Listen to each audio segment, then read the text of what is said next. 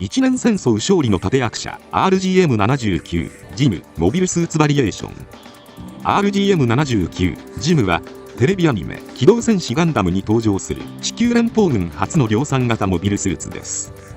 総生産数は一年戦争の終戦までに派生系を含め3800機とされており、ジオン軍の MS-06 ザク2シリーズの派生機を含めた4000機に次ぐ第2位の生産数とされています。アニメ「機動戦士ガンダム」ではやられ役として名シーンを残しているジムですが、数多くの派生機が開発され各地で戦果を上げました。今回はそんなジムとそのバリエーション機について解説させていただきます。宇宙世紀0079モビルスーツを駆使して連戦連勝を続けるジオン軍に対して、戦車や戦闘機といった従来の兵器が主だった地球連邦軍はモビルスーツ開発と量産が急務でした。そこで考案されたのが V 作戦です。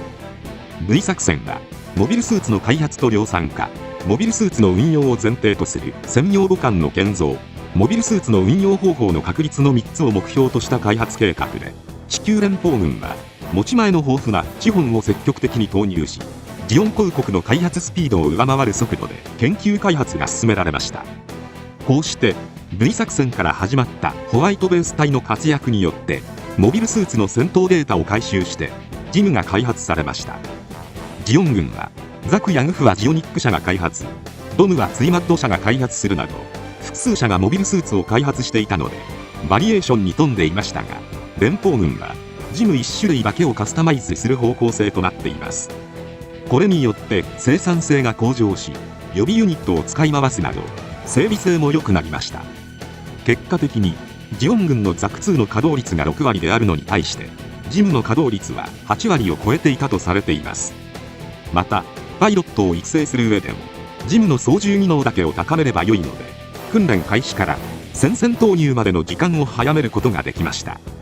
こうしてジムは徹底した集団戦闘を念頭に実戦投入されていくことになります。性能面ではコストパフォーマンス追求のためにガンダムに採用されたルナチタニウム合金からより安価なチタン系合金に変更されたので、一撃で大破する機体もあります。またコアブロックシステムも廃止されました。しかしジェネレーター出力自体はガンダムから約 10% 程度しか減少しておらず、ビーム兵器も使用可能です。さらにスラスター推力はガンダムと変わらず、むしろ不要な機能を削ぎ落としたことで軽量になった分、カタログスペック上の機動力はガンダムよりも上とも言われます。武装面ではガンダムとほぼ同様の武装が使用可能ですが、劇中ではビームライフルから威力を下げた代わりに近距離での命中精度を向上させたビームスプレーガンを使用するシーンが目立ちました。これはモビルスーツのような高速移動する標的に射撃を当てるのは至難の技であり、射撃戦であってもできる限り接近して行うのがセオリーという考えから採用されたとも言われています。ジムはコストパフォーマンスの高さから様々な派生機が作られました。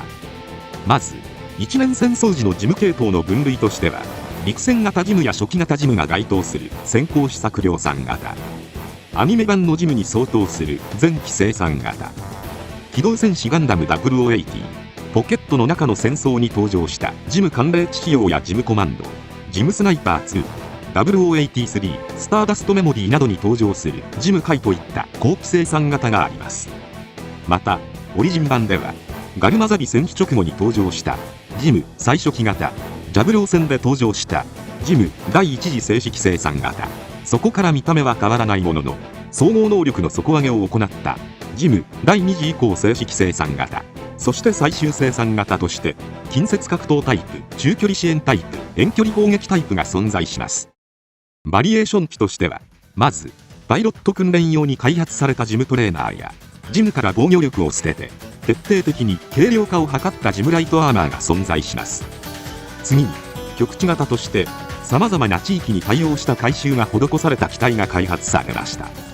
モビルスーツバリエーションに登場し、水陸両用を目指して最初に開発されたジムスループ、同じく水中用に改修されたアクアジム、陸戦型ジムを砂漠専用に改修したデザートジム、ジムコマンドを熱帯地域に対応するべく改修されたジムスパルタンといった機体が存在し、さらにそこから改良機などが派生しています。後期には近接戦闘特化型としてジムカイをベースにしたジムストライカーが開発されました。漫画機動戦士ガンダム俺ら連邦軍連隊などに登場しています。また漫画機動戦士ガンダム刀ではジムストライカーを改良した機体であるストライカーカスタムやフルアーマーストライカーカスタムが登場しました。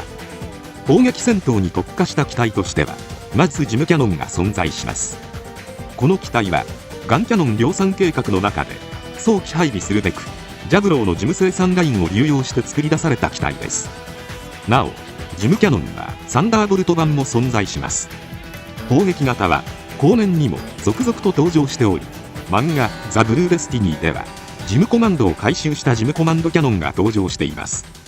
狙撃に特化した機体としてはまず機動戦士ガンダム第 08MS 小隊に登場するジムスナイパーが存在します。これは陸戦型ジムをベースにロングレンジビームライフルを装備した機体です。またモビルスーツバリエーション設定では前期生産型ジムをベースに開発されたジムスナイパーカスタムが存在します。ジムの名を冠しているものの RX78 ガンダムに匹敵する性能を誇る機体です。ジムスナイパーカスタムからはさらに派生機体が開発されています。その一つがジムガードカスタムとなります。これはジムスナイパーカスタムをベースとしつつも狙撃ではなく防御性能を向上させるべく巨大な盾ガーディアンシールドを装備しています。次にジムインターセプトカスタムです。漫画工芸の新松永などに登場した機体で優れた性能を持つジムスナイパーカスタムの生産効率向上が図られており、ブースターユニットフェローブースターを装備しています。さらにジムスナイパーカスタムの優秀な設計思想は後のジムコマンドに反映されジムスナイパー2を生み出しているほか、スターンズではジム回高機動型を改良したジムスナイパー3にもつながりました。なおペイルライダーはジムスナイパー2をベースに開発が進められています。その他の特化機体としては漫画ザ・ブルーデスティニーに登場したデータ収集に特化したジムドミナンスやコルコードからの奇襲をかけることを目的としたジムナイトシーカー、ジム回をベースにケンプファーを参考にした電撃戦仕様ジムレイドとジムレイドから軽量化を図ったジムレイドライト、ジムコマンドをベースに移動速度を向上させたハイブーストジムなども存在します。一年戦争後はジム回をベースに GP 計画の装備評価機としてパワードジムが開発されているほか、ガンダム NP1 アレックスの設計思想とジムの運用データを組み合わせてジムカスタムが開発され、そこから砲撃仕様のジムキャノン2が誕生します。そしてスターンズ設立後はジムカスタムのマイナーチェンジモデルとしてジムクエルが登場し、さらに後年にはジムの流れを継ぐジム2やジム2の発展機であるジム3が登場し、メモ系などの技術も融合したジェガン系列へとつながっていくことになります。なおその他のジム系機体としては漫画機動戦士ガンダムモビルスーツイグルー603に登場するジオンに鹵獲されたジム、正式名称ゲファンゲナーゲムやジオン軍がジムを装い連邦に近づくために開発した中身はザクなどジムっぽい機体ゲムカモフなどが存在します。また機動戦士ガンダムサンダーボルトでは中身はジムでありつつもガンダムタイプの頭部を持つガンダムヘッドやジムカイジムカスタムなどが登場しています。余談ですが機動戦士ガンダムのアニメ本編では主にやられ役として扱われたジムですが、結果的に見れば地球連邦軍は一年戦争中にほぼジムしか作っておらず、ジオン軍のスペシャルな機体や適性に特化した機体を開発して戦局の打破を狙った戦略とは真逆のやり方をとっていたことが印象的です。しかしこの戦略の狙い通りジオンは国力の問題から徐々に自利品になっていき勝利を収めることになりました。やられ役という演出とは裏腹に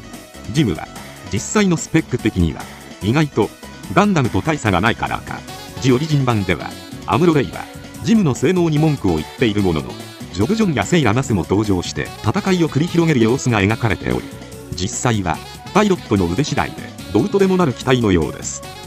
他にも専用機や回収機が続々と登場し続けるジムシリーズ、皆様はどの機体がお好きでしょうか。ぜひコメント欄で教えていただけたら嬉しいです。今回はこれで以上となります。チャンネル登録されるかはお任せいたしますので、もしよければもう一本動画を見ていただければとても嬉しいです。最後までご視聴いただきありがとうございました。